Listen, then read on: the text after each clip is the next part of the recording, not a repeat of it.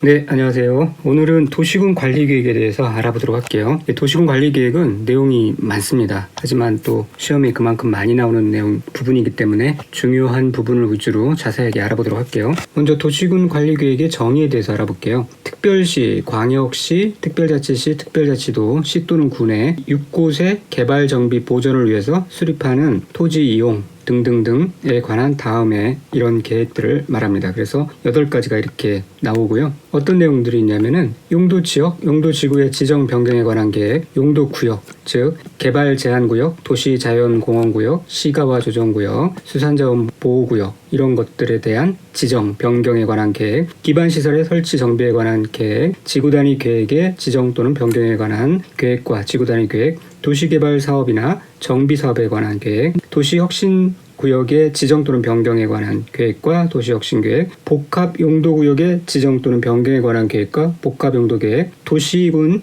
계획 시설 입체 복합구역의 지정 또는 변경에 관한 계획, 이렇게 8가지가 있는데요. 이것저것 많이 있죠. 그래서 이제 글자를 따서 지구 기지를 개발하고 정비하려면은 어떻게 해요? 도복을 입체로 입어야 되겠죠. 보통 일이 아니기 때문에 반드시 도복을 입어야 되고요. 도복을 아주 입체적으로 잘 입어야 됩니다. 그래서 우리가 지금부터 배울 내용들이 바로 이제 이런 것들이에요. 따로 단원을 분리해서 용도 지역에 대해서 배우고, 용도 구역에 대해서 배우고, 용도 지구에서도 배우고, 이런 것들을 쭉 배워 나갈 겁니다. 이게 하나하나가, 제목 하나하나가 큰 굿즈에 해당됩니다. 자, 여기서 이제 시험에 자주 나오는 것이 도시군 관리계획의 내용이 아닌 것 해가지고 나오는데요. 여기서 개발 밀도 관리구역, 기반시설 부담구역, 성장 관리계획, 이런 것들은 다 개발 파트에서 나오는 거예요. 개발 및 이용 파트에서. 국토계획법 후반에 나오는 내용들인데요. 이런 것들이 해당되지 않는다는 사실을 알아두고, 또 여기에 용도지역, 용도지구, 용도구역의 행위제한, 건축제한 이런 게 나왔는데요. 이건 그냥 참고로만 알아두시면 되겠습니다.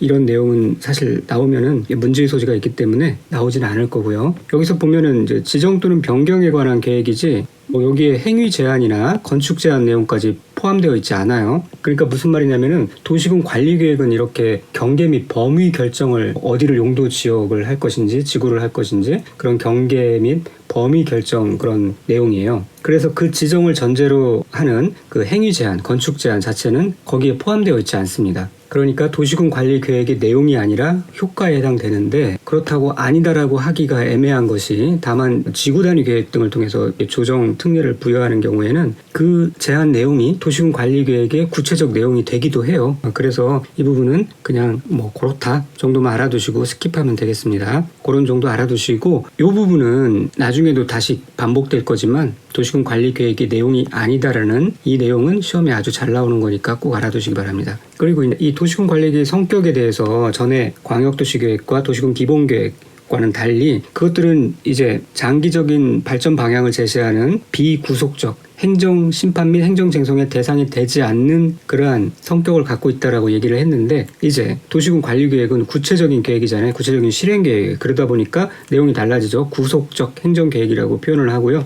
행정 심판 및 행정 쟁송의 대상이 됩니다. 역시 상위 법령과 마찬가지로 수립 단위 규정이 없습니다. 그래서 예전에는 이런 내용이 있어서 자꾸 이게 출연하는 건데요. 수립 단위 규정이 있다라고 하면 틀린 내용이 되니까 그렇게 알아두시고, 요 밑에 전에 한번 설명을 드렸죠. 이 광역도시 계획과 도시군 기본계획은 기본적으로 순서가 같습니다. 이 절차가 같고요. 중요한 부분이 이 공청회 부분이었죠. 공청회는 반드시 실행해야 한다라고 얘기를 했습니다. 그런데 이 도시군 관리계획에서는 기본적으로 절차는 같은데, 이 명칭이 수립 대신 입안으로 승인 대신 결정으로 바뀌었고요. 그 다음에 공청회 대신 주민의견 청취 방식으로 공람을 한다고 그랬죠. 왜 공람을 하는지에 대해서는 지난 시간에 말씀을 드렸습니다. 입안이나 결정을 왜 이런 용어를 쓰느냐, 그거는 그런 것까지는 우리가 알 필요는 없고요. 어쨌든 이 수립이나 승인이라는 이 단어는 기본계획이나 도시계획 같은 상위 단계, 상위 계획에서 사용하는 그런 용어고요.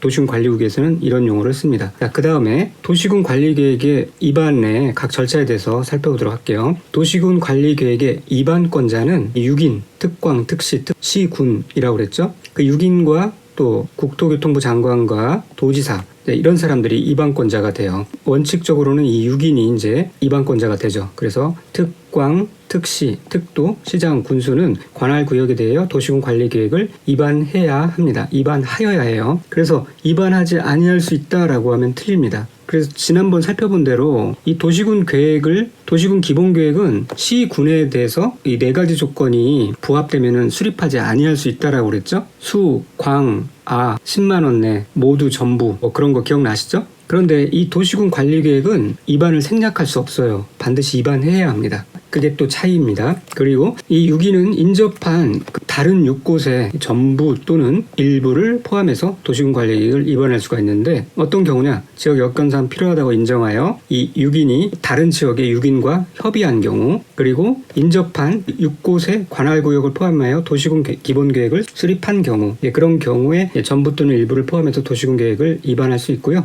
또 협의해서 공동으로 입안하거나 또는 그 입안할 자를 정할 수도 있습니다. 협의가 성립되지 않은 경우 같은 도의 관할구역에 있을 때는 도지사가, 둘 이상의 시도의 관할구역에 걸쳐 있을 때는 국토교통부 장관이 입안할 자를 지정하고 그 사실을 고지해야 합니다. 이 경우도 걸국, 속도가 적용되죠. 그런데 예외적으로 국토교통부 장관이나 또는 도지사가 입안하는 경우가 있어요. 국토교통부 장관이 입안하는 경우는 이런 경우에 해당하는 경우에 직접 또는 관계 중앙행정기관인 장의 요청에 의해서 도시군 관리계획을 입안할 수가 있습니다. 자, 어떤 경우냐? 국가계획과 관련된 경우 그때 국토교통부 장관이 입안하는 거고요. 둘 이상의 시도에 걸쳐 지정되는 용도지역, 용도지구 또는 용도구역과 둘 이상의 시도에 걸쳐 이루어지는 사업의 계획 중 도시군 관리계획으로 결정하여야 할 사항이 있는 경우, 자, 이런 경우 직접 또는 관계 중앙행정기관의 요청에 의하여 도시군 관리계획을 입안할 수가 있습니다. 도지사가 입안하는 경우는 둘 이상의 시군에 걸쳐 있는 경우, 또 도시군 관리계획으로 결정해야 할 사항이 포함되어 있는 경우 직접 또는 시장이나 군수의 요청에 의해서 도시군 관리계획을 입안할 수가 있습니다. 그리고 도시군 관리계획을 입안할 때는요, 각 지역의 성격이 다 다르잖아요. 상황이 다 달라요. 그래서 그런 인구 밀도나 토지 이용의 특성을 종합적으로 고려해서 차등을 두어 입안해야 합니다. 차등을 둔다고 그러면 마치 뭔가 틀린 것 같은데요. 차등을 두는 게 공평한 거죠. 인구 밀도가 혹은 토지 이용의 특성이 다 다르기 때문에 그 특성에 맞게 차등을 두어서 입안해야 합니다. 자, 그 다음에 주민, 여기 나오죠. 주민이나 이해관계자가 도시군 관리계획을 입안하는 게 아니라 입안을 제한할 수도 있어요. 주민은 입안할 수는 없어요. 하지만 입안은 제한할 수 있다. 이 내용이 이제 중요한 내용이고요. 시험에 잘 나오는 부분이니까 꼭 잘 알고 계셔야 됩니다. 자, 이렇게 주민, 이해관계자 포함한 주민이 이러한 내용들을 입안을 제한할 수 있어요. 그리고 그 제한할 때 제안서에는 도시군 관리계획 도서와 계획 설명서를 첨부해야 합니다. 어떤 내용이냐? 기반시설의 설치 정비 또는 개량에 관한 사항에 대해서 입안 제한할 수 있고요. 지구 단위 계획의 지정 변경과 지구 단위 계획의 수립 및 변경에 관한 사항, 용도지구의 개발 진흥 지구 중 공업 또는 유통 물류 기능을 집중적으로 개발 정비하기 위한 산업 유통 개발 진흥 지구, 또 용도지구 중 해당 용도지구에 따른 건축물이나 그 밖의 시설, 용도 종류 및 규모의 제한을 지구 단위 계획으로 대체하기 위한 용도지구, 또 도시군 계획 시설 입체 복합구역의 지정 및 변경과 건축 제한, 건폐율, 용적률 높이에 관한 사항. 그래서 이렇게 5가지를 이렇게 암기를 하셔도 돼요. 이 주민 제한하는 것, 도시군 관리계획의 주민 제한은 어떤 내용이냐? 기지는 산지에 입체해라. 기지가 민간의 주택지구에 입지하고 그러면 안 되겠죠? 군사기지는 산지에 입체해라. 그래서 기반시설의 설치 정비, 지구 단위 계획의 지정 변경, 용도지구의 개발진흥지구 중 산업유통개발진흥지구, 지구 단위 계획으로 대체하기 위한 용도지구, 도시군 계획 시설, 입체 복합구역, 이렇게 주민 제한 대상이 된다는 것 알아두시고요. 이렇게 제한할 때 그 토지 소유자의 동의 요건이 있어요. 기반시설 설치 정비는 대상 토지 면적의 5분의 4 이상이 동의를 해야 되고요. 그 다음에 도시군 입체 복합 구역도 대상 토지 면적의 5분의 4 이상이 필요합니다. 그리고 나머지 기, 산지, 요거는 대상 토지 면적의 3분의 2 이상. 요게 시험에 자주 또 나오는 포인트니까 반드시 알고 계셔야 하는데, 포함해서 대상 토지 면적에 대한 토지 소유자 동의 요건을 책정할 때 이 국공유지는 제외한다. 그 사실을 꼭 알고 계셔야 돼요. 단골 포인트죠. 아니, 주민이 제한하는데 왜 국공유지, 자기 땅도 아닌 국공유지를 포함하겠어요? 국공유지는 제외되는 게 맞고, 그래서 여기 국토계획법에서는 이 국공유지 문제가 나오면 다 제외돼요. 그리고 도시개발법에서도 또 이렇게 국공유지가 포함되느냐 제외되느냐 문제가 나오는데, 예외사항이 하나 있긴 하지만 도시개발법에서는 시험에 자주 나오는 부분에 한해서는 전부 다 포함됩니다. 그 사실을 잘 알아두시고요. 왜냐하면 도시개발법은 개인이 진행하는 부분들이 아니라 국가나 지자체 차원에서 공적 개발을 하는 그러한 성격이기 때문에 대부분 포함돼요. 그래서 국제도포, 국제파가 독불을 입고 깽판을 부린다. 국제도포, 그렇게 암기하시면 되겠고요. 여기서 추가로 좀 더 자세히 알아볼 포인트는 이 기반시설의 설치 정비에 대해 개량에 대한 사항이 나오는데 기지 단지 입체 그렇게 안되다 보니까 기반시설 부담구역을 첫 글자가 맞으니까 맞는 답으로 체크할 수가 있는데 기반시설 부담구역은 아니에요. 이거는 개발행위 파트에 나오는 거고요. 그리고 또 기반시설의 설치뿐만 아니라 정비도 포함된다는 것. 기반시설의 설치도 주민 제한할 수 있고요. 기반시설의 정비도 주민 제한할 수 있다는 것까지 알아두시고 추가로 여기 주민 제한에 해당되지 않는 게 이런 것들이 있어요. 개발 제한구역, 도시개발 사업이나 정비사업, 개발 밀도 관리구역이나 시거화 조정구역 이런 것도 제한할 수 없습니다. 여기에 있는 것만 제한할 수 있어요. 용도 지구도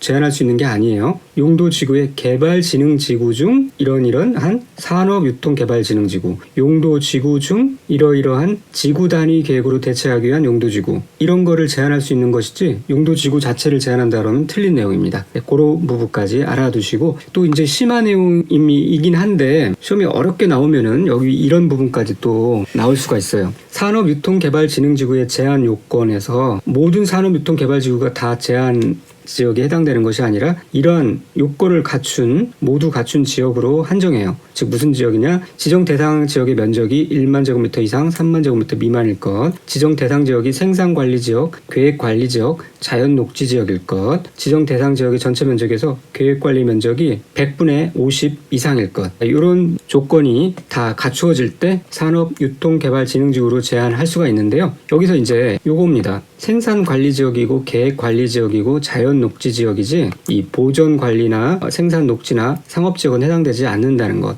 특히 그 중에서도 헷갈릴 수 있는 게 이 생산녹지지역이 해당되지 않는다는 거. 이게 중요합니다. 이제 후에 바로 나올 거지만 이미 이제 공부하셨던 분들은 이해하실 수 있는 내용인데요. 잠깐 좀 설명을 드리면은 용도지역이 도, 관, 농, 자저 그리고 도시지역이 주상 공록으로 돼 있어요. 그리고 녹지지역이 녹보 생자, 그 다음에 관리지역이 관보 생계로 돼 있죠. 자, 이게 이제 생산관리고요. 계획관리, 그 다음에 여기 자연녹지, 생산녹지가 있어요. 보전녹지가 있고요. 이 산업유통개발진흥지구를 이렇게 제한한다. 그래서 그렇게 만든다라고 하는 것은 뭔가 그렇지 못한 지역을 좀 더 개발한다는 차원이기 때문에 이 보전녹지는 애초에 해당되지가 않습니다. 이거는 녹지를 보전하는 지역이잖아요. 그리고 관리지역 중에 보전관리도 해당되지 않고 생산관리나 계획관리는 이제 관리지역 중에 개발 가능성이 있는 지역이에요. 그런데 이제 녹지지역 중에서 이 단어만 보면 생산녹지지역이 뭔가 좀 더 이루어질 수 있을 것 같은데 생산녹지는 이 농업적 생산이 이루어지는 지역이에요. 그래서 이 지역을 개발하는 게 아니라 자연녹지가 이 산업유통개발진흥지구로 제한해서 개발할 수 있는 그런 지역에 해당되는 겁니다.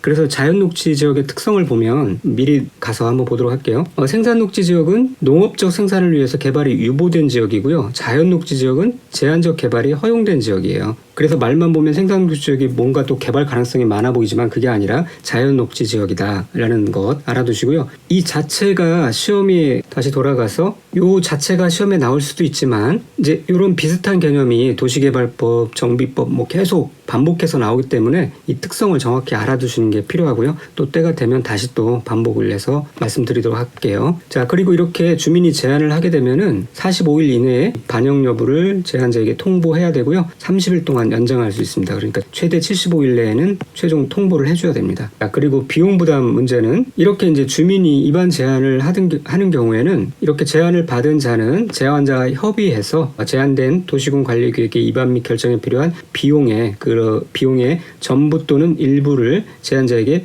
부담시킬 수 있습니다. 반드시 부담시켜야 한다라고 하면 틀린 내용이고요. 자, 그 다음에 이제 도시군 관리계획의 입안 절차에 대해서 알아보도록 할게요. 자, 기본적으로는 도시군 기본계획과 비슷하게 흘러가지만 용어가 틀리고 또 절차상에 또 결정적으로 틀린 부분이 있으니까 그런 부분, 차이점이 있는 부분을 중점적으로 학습하시면 됩니다. 자, 먼저 기초조사. 기초조사는 도시군 관리계획을 위반하는 경우 광역도시계획의 수립을 위한 기초조사를 준용한다라고 법령에 나와 있는데요. 그러니까 기초조사를 한다는 거예요. 그런데 이게 좀 특징이 뭐냐면 광역도시계획은 반드시 해야 돼요. 생략 규정이 없어요. 그런데 기본 계획에 보면은 하긴 해야 되는데 특정 조건인 경우는 일부 항목, 그러니까 토지적성 평가나 재취약성 분석 등을 제한적으로 하지 않을 수가 있어요. 그 다음에 이 도시군 관리계획 같은 경우도 이 경미한 사항인 경우 하지 않을 수 있어요. 이 경미한 사항의 대표적인 게 뭐냐면은 도시지역 축소에 따른 뭐 용도지역이나 용도지구, 용도구역 그런 거에 따른 용도구역 또는 지구 단위 계획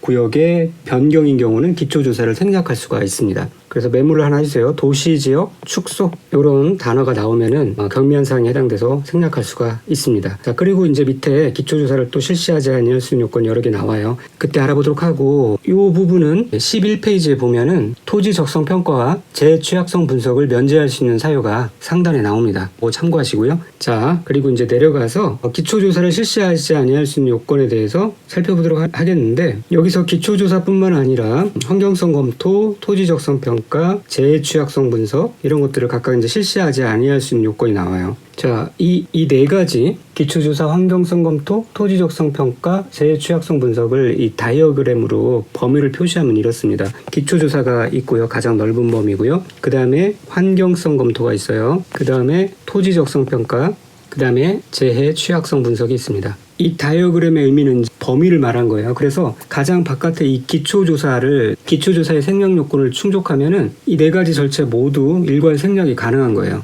그런데 아까 말하고 그랬죠? 그 도시군 기본계획에서는 토지적성 평가와 재취약성 분석의 경우 제한적으로 생략 가능하다고 그랬어요. 그러니까 그 도시군 기본계획에서는 기초조사나 환경성 검토는 기초조사 과정 가운데 반드시 또 해야 되는 거죠. 자, 그러한 기본 틀 안에서 이 내용을 좀 보도록 하겠습니다. 기초조사를 실시하지 아니할 수 있는 요건이에요. 이 내용은 환경성 검토, 토지적성 평가, 재취약성 분석을 실시하지 않을 수 있는 요건이기도 한 거죠. 가장 넓은 범위의 요건이니까요. 자, 그래서 이런 7가지 내용이 나오는데 도심지, 즉 상업지역과 상업지역에 연접한 지역, 이런 지역에 위치하는 경우 기초조사를 할 필요가 없고요. 그 다음에 나대지 면적의 구역 면적이 2%에 미달하는 경우, 이런 경우 할 필요가 없는데 계속 보시면 알겠지만은 특징이 뭐냐면 기초조사를 실시하지 않을 수 있는 요건의 가장 공통적인 특징이 도심지구 개발이 완료된 지역이에요. 그래서 이미 기초적인 검토가 끝났기 때문에 다시 또 중복으로 기초조사를 할 필요가 없다는 거죠. 이미 안전하다, 건물을 지어도 좋다라고 검토가 끝나서 이미 개발이 됐기 때문에 추가로 다시 할 필요는 없다는 거예요. 그래서 도심지, 이런 상업지역이나 상업지역에 연접한 지역이 해당되겠죠. 그 다음에 나대지 면적이 구역 면적이 2%에 미달한다는 것은 버려진 땅이 2% 미만이라는 거예요. 나머지는 다 건물이 올라갔다는 거예요. 이런 경우 기초조사를 실시할 필요가 없다는 거고, 다른 법률에 따라서 이미 지역, 지구 등으로 지정되거나 개발계획이 수립된 경우 거기서 그때 할 때 다 했겠죠. 너비 12m 이상 도로의 설치 계획이 없는 경우, 이 말인즉 너비 12m 이상의 도로 설치 계획이 없다는 말인즉 추가로 어떤 큰 범위의 개발 계획이 없다라는 얘기예요. 그러므로 기초조사가 필요 없다는 거죠. 등등등. 이런 걸 이해하시면서 기초조사를 실시하지 않을 수 있는 요건을 이해하시면 되겠고요. 그 다음에 환경성 검토. 위에 기초조사 생략 사유 중에 어느 하나가 해당되면 역시 환경성 검토를 하지 않을 수 있어요. 그 다음에 영향평가법 전략 환경평가 대상인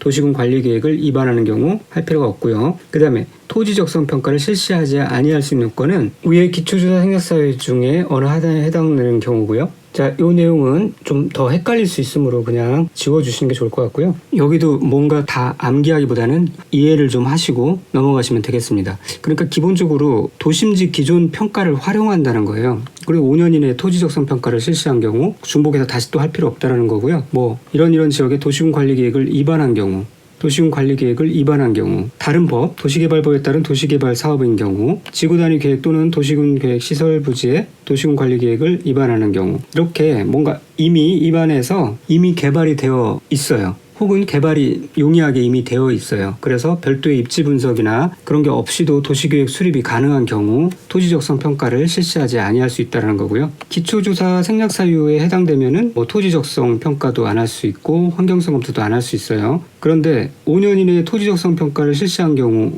경우에는 토지적성 평가는 안 할 수 있지만 환경성 검토에는 해당 내용이 없죠. 이 환경성 검토는 또 해야 돼요. 그런 부분까지 이해하시고 시험에 자주 나오는 부분은 아니니까 나머지 제 취약성 분석도 한 번만 읽어보시고요. 끝내시면 되겠습니다. 다행히 시험에 자주 나오는 부분은 아니기 때문에 그 정도만 알아두시면 되겠습니다. 자, 그 다음에 중요한 내용은 이거예요. 주민 의견 청취 방법으로 공고 및 열람 방식을 취한다. 이것은 이제 공람이라고 얘기하는데요. 공청회는 실시하지 않는다. 왜 그런지는 말씀드렸어요. 그래서 서류 형식으로 리포트 형식으로 공고하고 그것을 열람하고 무슨 문제가 있으면 이의 제기를 하는 방식으로 그런 식으로 진행을 한다는 거예요. 그리고 공람 형식은 또 생략할 수도 있어요. 생략이 가능하다는 거예요. 광역도시계획과 도시군기본계획의 공청회는 생략이 안 됐죠. 자, 생략 가능 사유를 보면은 관계중앙행정기관이 장이 요청하는 것 중에 국방상 또는 국가안전보장상 기밀을 지켜야 할 필요가 있는 사항이거나 도시지역 축소 등 경미한 사항인 경우에는 생략할 수가 있습니다. 자, 광역도시계획과 도시군기본계획의 경우 공청회는 생략할 수 없었죠. 자, 세세한 의견 청취 절차는 한번 읽어보시면 되겠고, 자, 여기에 보면 특이한 내용이 하나 나오죠. 지방의회 의견 청취 사항에 지구 단위 계획은 없다. 그러니까 지구 단위 계획은 도시군 관리 계획의 지방의회 의견 청취 사항에 포함되지 않는다는 거예요. 이거를 시행령에 구체적으로 명시를 하고 있어요. 그 이유는 나중에 지구 단위 계획을 학습할 때 좀 더 이해할 수 있겠지만은 잠깐 말씀드리면 이 지구 단위 계획이라는 것은 아주 소규모 세부적인 공간 계획을 말해요. 비교적 작은 규모의. 그러니까 다른 것과는 달리 이것까지 지방의회의 통제를 필수적으로 거쳐야 된다라고 할 필요는 없다라고 그 입법자, 그 법을 만드는 사람이 그렇게 봤다라는 거죠. 그래서 신속한 진행, 과도한 통제를 면하기 위해서 지방의회 의견 청취 사항에 포함시키지 않습니다. 이제 이 부분까지 같이 알아두시고요. 밑에 이제 종합 비교에 이렇게 비교해 봤는데 이거는 꼭 표를 보면서 하나하나 체크하면서 이해를 하고 종합적으로 정리를 하시면 되겠고요. 여기서 기초조사 생략에 도시군 기본계획에서도 생략이 가능했죠. 이걸 하나 없으면 추가해 놓으시기 바랍니다. 자, 앞에 내용들을 하나하나 체크하면서 같이 반드시 종합 비교해 놓으시기 바랍니다. 자, 여기까지는 입안 절차를 배웠어요. 기초조사, 주민공람, 지방의회 의견 청취 통해서 입안을 했고요. 이제는 어떻게 이것이 입안된 것이 결정되는지, 협의와 심의를 거쳐서 어떻게 결정되는지 그 결정 절차를 보도록 할게요. 이 결정권자는 원칙적으로는 시도지사, 시장, 군수예요. 근데 예외적 결정권자로 국토교통부 장관이 있다는 것 알아두시고요. 자, 이제 하나하나 보면은 도시군 관리계획은 시도지사가 직접 결정하거나 또는 시장, 군수의 신청에 따라서 도지사가 결정합니다. 다만 특별광역시, 서울특별시, 광역시 및 특별자치시를 제외한 인구 50만 이상의 대도시에 해당하는 경우, 이런 경우는 대도시장이 직접 결정하고요. 또 이 아래와 같은 경우에는 그 시장 또는 군수가 직접 결정합니다.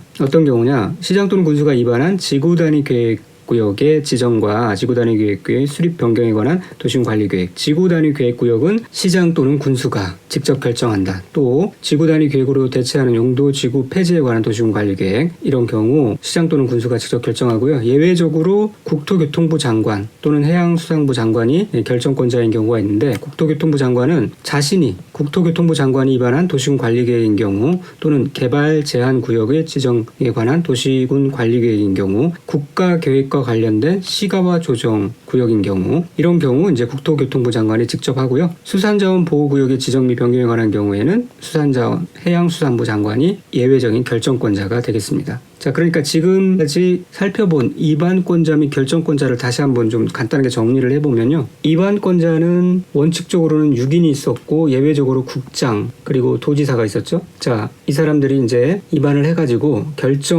하는 결정권자는 보면은 원칙적으로는, 자, 이게 원칙이고요. 예외였습니다. 원칙적으로는 시도지사, 대도시시장이 있고요. 그 다음에 시장 또는 군수 있었습니다. 그리고 예외적으로는 이제 국토교통부 장관, 국장과 해양수산부 장관 이렇게 있었죠. 자, 이렇게 입안권자와 결정권자를 비교해서 같이 알아두시면 되겠습니다. 이 결정 절차는 한번 시간 되시면 읽어보시면 되겠고요. 체크해야 될 부분은 이 생략 조건에서 교통부 장관이나 시도지사는 국방상 또는 국가안전보장상 기밀을 지켜야 할 필요가 있다고 인정되면, 또 관계중앙행정기관의 장이 요청할 때만, 그때만 전부 또는 일부에 대해서 그 자체를 생략할 수 있다는 거, 그 정도만 알아두시면 되겠습니다. 그 다음에 이렇게 도시군 관리계획이 결정이 되면은 결정하고 이제 고시를 하게 되는데요. 그 결정 고시의 효력에 대해서 알아보도록 할게요. 도시군 관리계획의 결정의 효력은 지형도면을 고시한 날로부터, 그래서 요거를 정확하게 요 문장을 알고 계셔야 돼요.